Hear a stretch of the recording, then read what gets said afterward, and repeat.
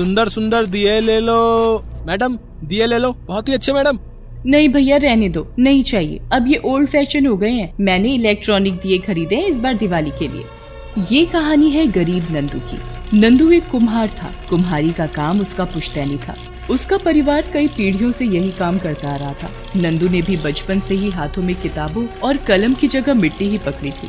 बचपन में उसे समझा दिया गया था कि उसे बड़ा होकर कुम्हारी बनना है, इसलिए कभी उसके माता पिता ने उसे स्कूल भी नहीं भेजा। जिस उम्र में बच्चे स्कूल जाते हैं उस उम्र में नंदू अपने पिता के साथ काम पर जाता था। लेकिन बीतते वक्त के साथ अब इसमें ज्यादा कमाई नहीं हो पाती थी। बहुत कम लोग दिए खरीदते थे और जो खरीदते भी थे वो बहुत कम दाम देते थे। ऐसे ही एक दिन दिए ले लो, दिए सुंदर सुंदर दिए ले लो। कैसे दे रहे हो भैया? 50 के 12 हैं जी। इतने महंगे? सही लगाओ, 30 रुपए में दे दो। बहुत महंगाई है मैडम, इतने का तो रंग ही लग जाता है। भैया देने हो तो दो, वरना रहने दो। नहीं नहीं रुकिए मैडम, आप ले जाइए, सुबह से बोनी तक नहीं हुई है, आप ले जाइए। पहले वक्त कुछ और था। दिवाली पर दियों से अच्छी कमाई हो जाती थी, लेकिन बदलते वक्त और बाजारों में चाइनीज आइटम्स के बढ़ते चलन ने नंदू का काम लगभग ठप ही कर दिया था। नंदू ये सब समझता था, इसीलिए वो अपने बेटे को पढ़ाना चाहता था। वो दिन रात मेहनत करता था, लेकिन फिर भी वो अपने बेटे को 2 वक्त का खाना और ढंग के कपड़े तक नहीं दे पाता था। ऐसे में अच्छी पढ़ाई तो दूर की बात थी। बस इसी उधेड़-बुन में नंदू का वक्त निकलता जा रहा था। छोटू, ओ बेटा छोटू, कहाँ है? यहाँ हो पापा। छोटू अपना हाथ बढ़ाता है और नंदू उसके हाथ में जलेबी थमा देता है।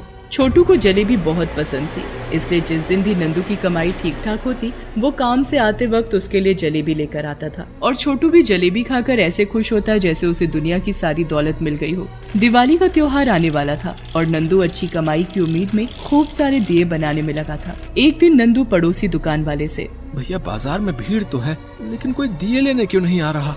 अरे ये जगमग जगमग लाइटें जो आ गई हैं मार्केट में, और बिजली से जलने वाले दिए भी तो हैं, वो देखो, अब कोई खरीदना नहीं चाहता भैया मिट्टी के दिए। नंदू उदास हो जाता है। बाजार में खड़े रहकर नंदू के दिए नहीं बिकते तो वो घर घर जाकर दिए बेचने का फैसला करता है। दिए ले लो, दिए सुंदर सुंदर दिए। तभी एक बड़े से घर से एक मोटा सेठ बाहर निकल कर आता है और उससे कहता है, अरे ओ दिए वाले, जरा इधर तो आ, कैसे दिए रहा है दिए? 50 रुपए के 12 हैं जी। दिमाग खराब है तेरा? इतने महंगे दाम में बेचेगा तो कौन खरीदेगा तेरे ये मिट्टी के दिए? सेठ जी महंगाई भी तो देखिए ना, बड़ी मेहनत लगती है दिए बनाने में। आप तो कितने बड़े आदमी हो, खरीद लो ना। चल दफा हो यहाँ से, वैसे भी आजकल कोई नहीं खरीदता ये दिए, अब तो चाइनीज लाइट का जमाना है। नहीं नहीं सेठ जी, दिवाली रोशनी का त्योहार है और असली रोशनी तो इन दियों से ही होती है। राम जी जब अयोध्या आए थे तो दिए ही तो जलाए थे सबने। सच तो ये है कि इन दियों के बिना दिवाली अधूरी है सेठ जी।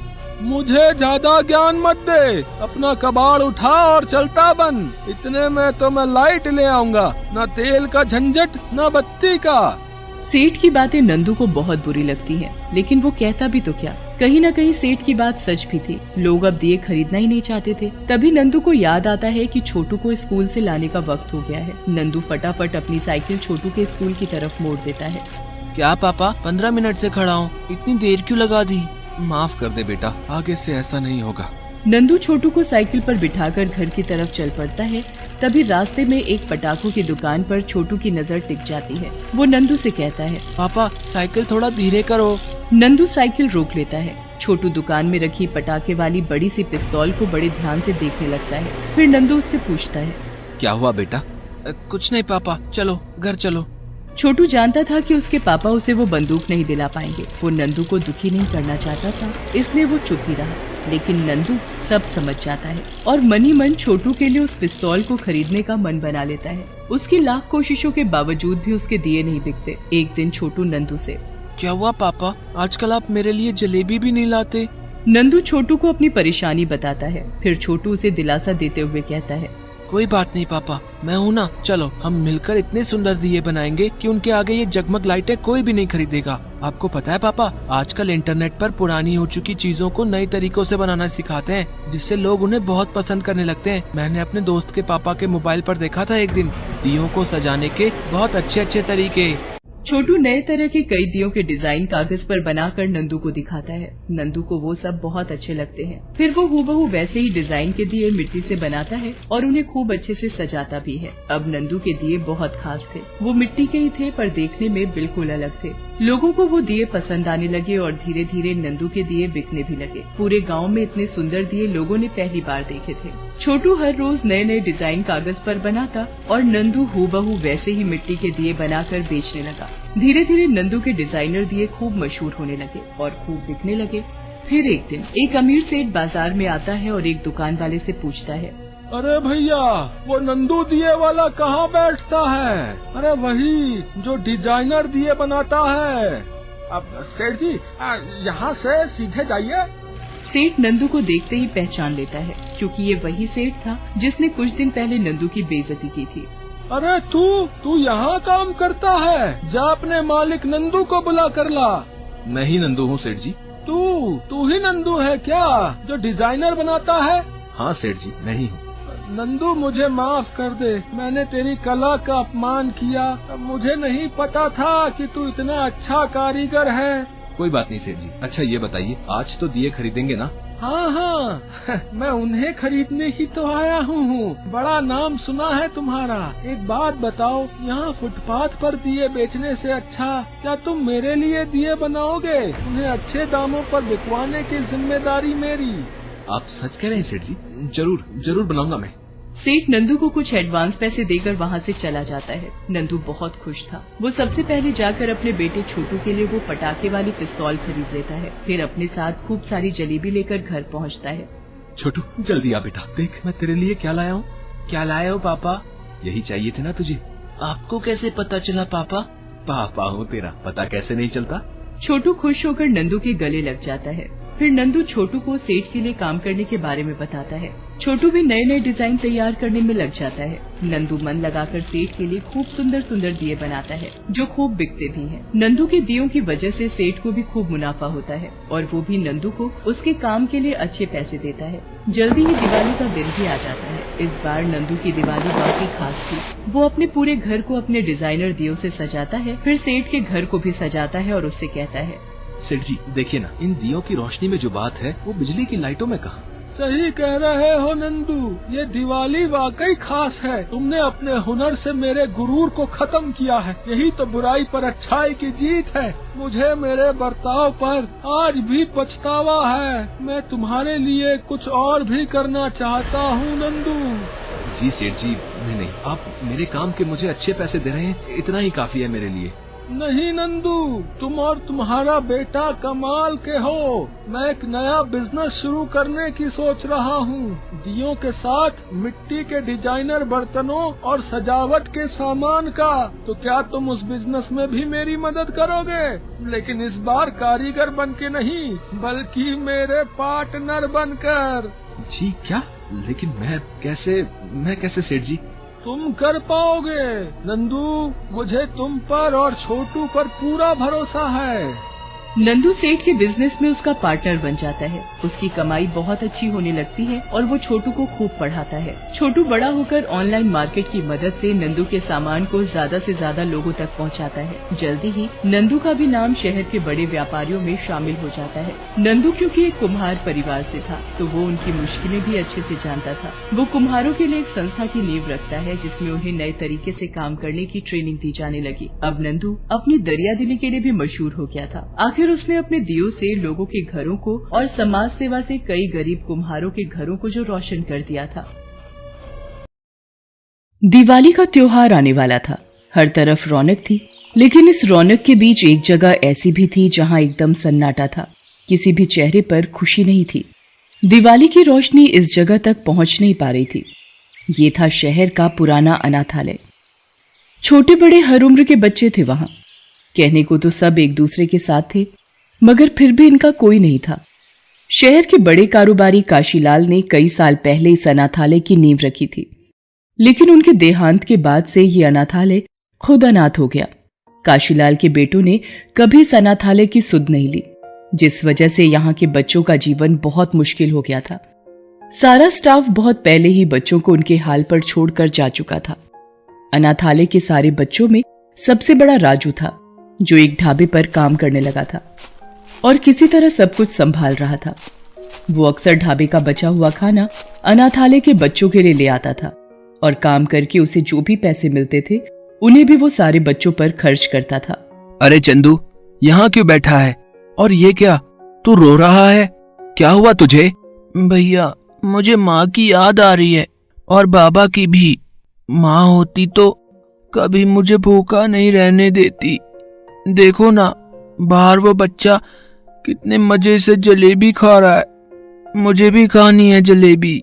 चंदू की बात सुनकर राजू अपनी जेब टटोलता है, पर उसे कुछ नहीं मिलता। उसने चंदू से कहा, थोड़ा सा सब्र कर ले चंदू, कल दिवाली है ना, मालिक मुझे जैसे ही दिवाली के पैसे देंगे मैं सबके लिए जलेबी लेकर आऊंगा, ठीक है? राजू की बात सुनकर चंदू और जोर से रोने लगा। ये देखकर राजू ने उससे पूछा, अरे मैंने कहा तो तुझसे कल ले आऊंगा जलेबी, अब बस कर, तुझे समझना होगा, दूसरे बच्चों जैसी जिंदगी नहीं है हमारी। हाँ भैया, तभी तो रो रहा हूँ। पिछले साल दिवाली पर कितना खुश था मैं, माँ बाबा दोनों साथ थे मेरे। दिवाली पर ये कपड़े उन्होंने ही मुझे दिलाए थे।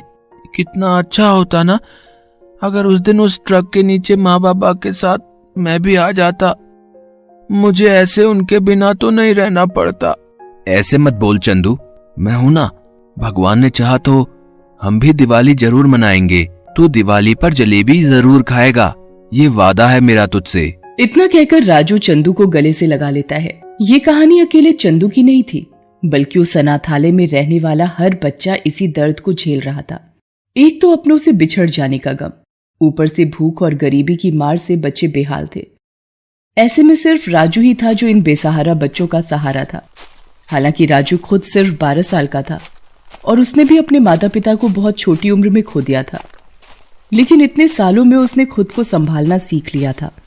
अपनी जरूरतों से ज्यादा उसे अनाथालय के दूसरे बच्चों का ख्याल था। अगले दिन ढाबे का सारा काम करने के बाद उसने अपने मालिक से कहा, मालिक, वो दिवाली है तो कुछ।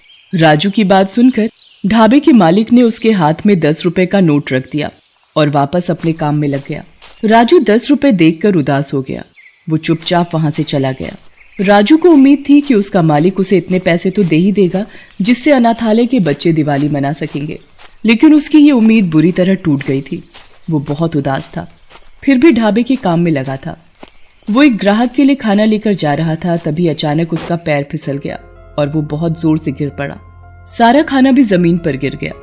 ये देखकर ढाबे का मालिक गुस्से से बोला, अरे अरे ये क्या किया तूने? हैं? काम धाम होता नहीं तुझसे? पैसे मांगने के लिए सबसे पहले खड़ा हो जाता है। ये खाना जो तूने इतने आराम से जमीन पर फैला दिया, इसके पैसे कौन भरेगा? तेरा बाप? अपने मालिक की बात सुनकर राजू रोने लगा। गिरने की वजह से उसे पहले से ही चोट लगी थी, लेकिन ढाबे के मालिक को उस पर बिल्कुल भी तरस नहीं आ रहा था। वो उसे लगातार बातें सुनाए जा रहा था। तुझे मजा चखाना ही पड़ेगा। ला वो पैसे दे जो अभी मैंने तुझे दिए थे, वापस कर। और सुन तू, आज घर तू नहीं जाएगा, पूरी रात बर्तन धोएगा और पूरा ढाबा साफ करेगा अच्छे से, समझा? मालिक, मैं सारा काम करूंगा, पर वो पैसे वापस मत लो मालिक, उन्हें वापस मत लो। क्यों ना लूं? कौन भरेगा इस खाने के पैसे? बता मुझे। इतना कहकर ढाबे का मालिक राजू से उसके 10 रुपए छीन लेता है। राजू रोने लगता है। राजू जिस ग्राहक के लिए खाना लेकर जा रहा था उसका नाम राकेश था और वो पास ही बैठा ये सब कुछ देख रहा था। उससे राजू की हालत देखी नहीं गई और वो गुस्से में बोला, मैं दूंगा तुम्हारे खाने के पैसे। अब खबरदार जो तुमने इस बच्चे को कुछ भी कहा तो। बस बहुत हो गया, कब से देख रहा हूं तुम इस बच्चे के साथ बहुत बुरा बर्ताव कर रहे हो। अरे मेरा नुकसान करेगा तो बोलूंगा ही ना। एक तो अपने ढाबे पर काम देकर एहसान किया इस पर मैंने, और ये कामचोर कहीं का। क्या कहा तुमने? एहसान किया तुमने इस पर? जानते भी हो बाल मजदूरी करवाने की क्या सजा है हमारे कानून में। राकेश की बात से चिढ़कर ढाबे का मालिक वहां से चला जाता है। राजू को रोता देखकर राकेश उससे कहता है, बस बेटा मत रो, चलो मेरे साथ। बताओ बेटा, क्या खाओगे? क्या मंगवाऊं तुम्हारे लिए? जी जलेबी। अच्छा, तो जलेबी अच्छी लगती है तुम्हें? अभी रुको। अरे ओ भैया, जरा 1 प्लेट देसी घी की बढ़िया जलेबी लेकर आओ तो। 4 प्लेट। 4 प्लेट जलेबी।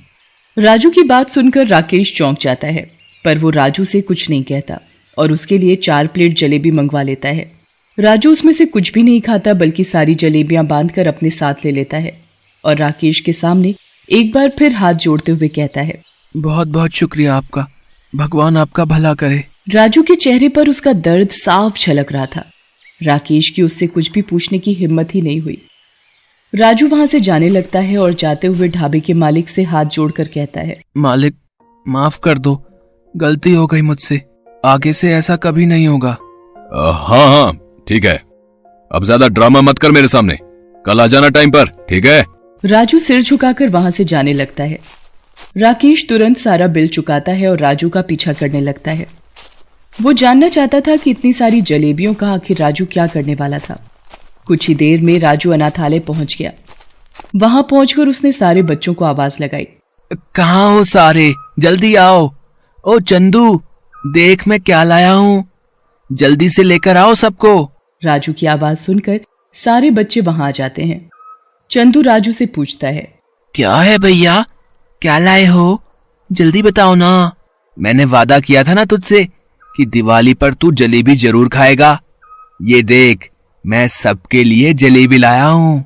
राजू के हाथों में जलेबी देखकर सारे बच्चे बहुत खुश हो जाते हैं। वो राजू के गले लग जाते हैं, लेकिन वो जैसे ही जलेबी उठाने की कोशिश करते हैं तभी राजू उन्हें रोककर उनसे कहता है, अरे अरे रुको तो सही, आज दिवाली है और जो है बस यही है, तो इसके लिए सबसे पहले हमें भगवान को शुक्रिया कहना चाहिए। और तुम लोगों को पता है, आज मुझे एक बहुत ही अच्छे अंकल मिले थे, उन्होंने ही मुझे ये सारी जलेबी खरीद कर दी। हमें उनके लिए भी भगवान से प्रार्थना करनी चाहिए। सभी बच्चे हाथ जोड़कर भगवान का शुक्रिया अदा करते हैं और फिर सभी मिलकर जलेबी खाते हैं। जलेबी खाकर बच्चों के चेहरे खिल उठे थे। दीवार की आड़ में खड़ा राकेश ये सब देख रहा था। उसकी आंखों में आंसू थे। अब उसे राजू से कुछ भी पूछने की जरूरत नहीं थी। वो तुरंत वहां से निकल गया और कुछ देर में वापस अनाथालय लौट आया। उसे देखकर राजू चौंक गया और उससे बोला, साहब आप यहाँ? हाँ सुनो, तुम्हें गिनती नहीं आती क्या? इतने सारे बच्चे और सिर्फ 4 प्लेट जलेबी। मैंने देखा किसी किसी को तो पूरी जलेबी भी नहीं मिली खाने को। चलो अब ऐसा करो, जल्दी से सबको बुला कर लाओ, मुझे सबसे मिलना है। राजू सारे बच्चों को बुलाता है और उन्हें राकेश के बारे में बताता है। सारे बच्चे राकेश को शुक्रिया कहते हैं। फिर राकेश कहता है, शुक्रिया तो बनता है, पर अभी नहीं, दिवाली मनाने के बाद। चलो जल्दी बताओ, ये रॉकेट किसे जलाना है? और ये फुलझड़ी, अरे इसे तो मैं भूल ही गया, ये अनार कौन जलाएगा? चलो चलो जल्दी करो, ये पटाखे जलाने के बाद इतनी सारी मिठाइयां भी तो हैं, इन्हें अगर किसी ने नहीं खाया तो इन्हें बुरा लगेगा ना। राकेश की बात सुनकर सारे बच्चे हंसने लगते हैं।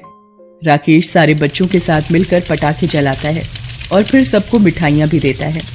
सारे बच्चे खुश थे और सबको खुश देखकर सबसे ज्यादा राजू खुश था। वो एक जगह अकेला बैठकर सबको देख रहा था। राकेश उसके पास गया और बोला, तुम्हें अलग से बुलाना पड़ेगा क्या? तुम्हें दिवाली नहीं मनानी क्या? साहब, इससे अच्छी दिवाली तो आज तक नहीं मनाई ना इन सब ने, और ना ही मैंने। इन सबको इतना खुश पहली बार देखा है मैंने। आप भगवान बनकर आए हो साहब। नहीं बेटा। अच्छा ये बताओ, वो ढाबे वाला तुम्हारे साथ इतना बुरा बर्ताव करता है तो तुम उसके यहाँ काम क्यों करते हो? साहब, अगर मैं काम नहीं करूंगा तो इन सब का पेट कैसे भरेगा? बात तो ये भी ठीक है। मेरे पास तुम्हारे लिए एक काम है जहां तुमसे कोई भी बुरी तरह से बात नहीं करेगा, और तुम्हारे साथ साथ इन सबके लिए दिन में 3 टाइम के खाने का इंतजाम भी हो जाएगा। पर शर्त यह है कि तुम्हें पूरी मेहनत से वो काम करना होगा, और तुम्हारे साथ इन बच्चों को भी वो काम करना होगा। क्या आप सच कह रहे हैं साहब? 3 टाइम का खाना मैं करूंगा साहब, लेकिन ये सारे, इनमें से कई बहुत छोटे हैं साहब, काम नहीं कर पाएंगे। तुम सबके साथ कल सुबह तैयार रहना, मैं तुम्हें लेने आऊंगा, ठीक है? ये कहकर राकेश वहां से चला गया। अगले दिन राकेश एक बस में सभी बच्चों को बिठाकर एक बड़े से स्कूल में लेकर जाता है। बस से नीचे उतरकर राजू राकेश से, अच्छा तो यहाँ काम करना है साहब। बताइए कहाँ से शुरू करना है? ऐसा करते हैं, मैं और मेरे जैसे सारे बड़े अंदर साफ कर लेंगे और बाकी ये छोटे छोटे। अरे रुको तो सही, तुमसे किसने कहा कि तुम सबको यहां सफाई करनी है? तुम सब आज से इस स्कूल के हॉस्टल में रहोगे और इसी स्कूल में पूरी मेहनत से पढ़ाई करोगे, समझे? आज से यही तुम्हारा काम है। क्या साहब, पर हम सब कैसे? हमारे पास तो। ज्यादा मत सोचो राजू, ये स्कूल मेरा है और आज से तुम सब मेरी जिम्मेदारी हो। आज से ये कभी मत सोचना कि तुम सब अनाथ हो, क्योंकि मैं जो हूं तुम सबके साथ। राकेश की बात सुनकर सारे बच्चों की आंखों में आंसू आ जाते हैं। सभी राकेश को शुक्रिया कहते हैं। उस दिन के बाद से सब कुछ बदल गया। वो राकेश था जिसने दीपक बनकर इस दिवाली सारे बच्चों की जिंदगी रोशन कर दी थी। उनमें से अब ना तो कोई उदास था और ना ही अनाथ।